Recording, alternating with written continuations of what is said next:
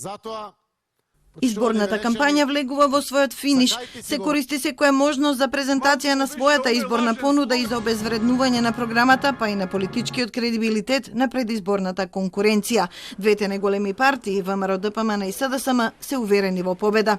Христијан Мицкоски вели дека секаде во државата гледа тажна и мачна слика, бидејќи луѓето не се задоволни од политичкото мочуриште во кое ги вовел Зоран Заев, кој цела кампања ја поминал заглавен во минатото, а имал 3 години да се справи со она што го нарекува режим.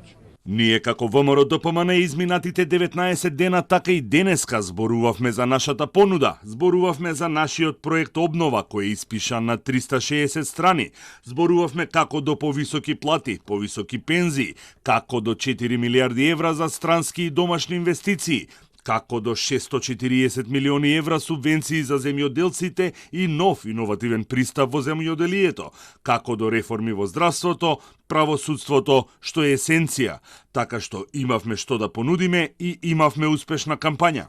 Дали откако влеговме во НАТО ќе влеземе во ЕУ или ќе им дозволиме на ВМРО, ДПМН и Мицкоски да го поништуваат договорот од Преспа и да не вратат во режим и изолација, прашува Зоран Заев. Бара нов и чист мандат.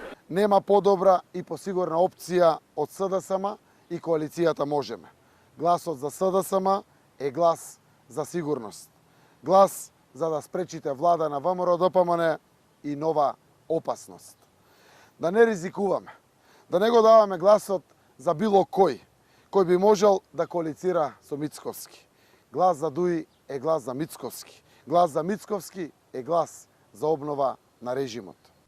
Дел од аналитичарите оценуваат оваа кампања како особено валкана. Невладината Цивил, која го наблюдува овој изборен циклус со 310 наблюдувачи, посочува на 44 случаи на црна кампања насочена против политичкиот противник и голем број примери за говор на омраза. Анализирајќи ги финансиските активности на партиите, откриле дека 2/3 од предизборните активности се нарачани од ВМРО, ДПМН и СДСМ.